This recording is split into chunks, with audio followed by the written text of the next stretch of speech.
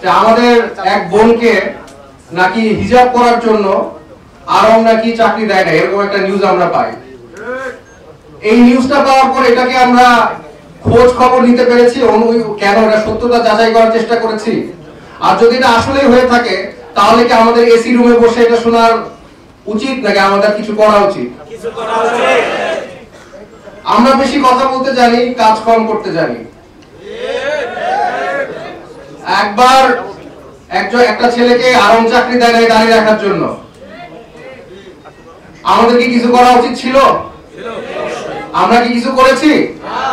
তাহলে ট্রান্সজেন্ডার নিয়ে কেন আমরা কথা বলছি যেখানে আমরা নিজেরাই কিছুটা ট্রান্সজেন্ডার হয়ে যাচ্ছি? আমাদের একটা মুসলমানের উম্মাহ গায়ে যদি কোনো কিছু হয়, কোনো আঘাত করে, আমাদের কোনো ক্ষতি করে যদি একটা উম্মার একটা মানুষের প্রতি, তাহলে উম্মার প্রত্যেকটা মানুষের কি দায়িত্ব?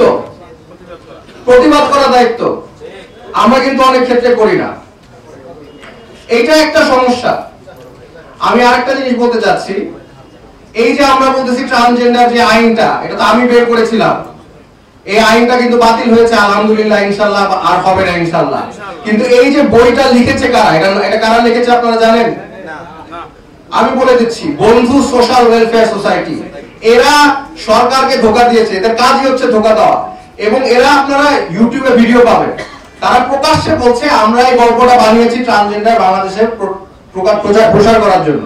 তারা নিজেরাই বলছে, তাদের ডকুমেন্ট আছে, তারা যেখানে নিজেরাই বলতেছে আমরা ট্রান্সজেন্ডার এটাই বুঝেছি, আমরা নিজেরা বুঝাই নাই, আমরা ট্রান্সজেন্ডার বুঝিয়েছি। তো তারা যেখানে নিজেরাই স্বীকারোক্তি দিচ্ছে, সেখানে আর কোনো বিতর্ক থাকতে পারে?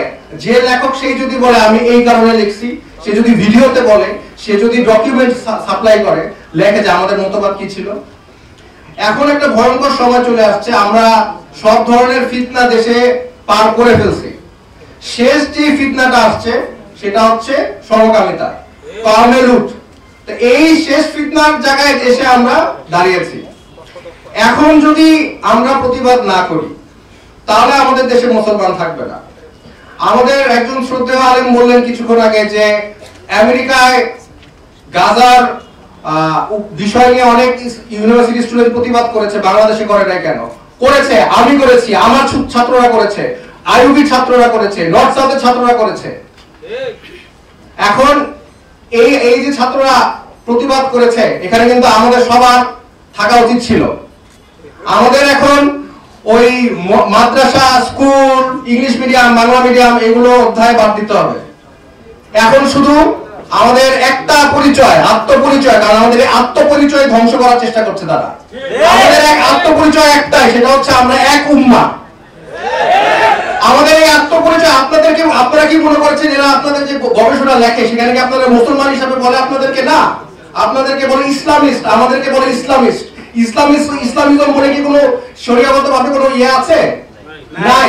আমরা ইসলামিস্ট না, আমরা কখনো ইসলামিস্ট হব না। আমাদের এক আইডেন্টিটি, আমাদের আইডেন্টিটি হচ্ছে আমরা উম্মার এক অংশ, আমরা এই উম্মার মুসলমান। আমাদের আইডেন্টিটি হচ্ছে এটাই। এটা বলে আমি আমার বক্তব্য শেষ করছি।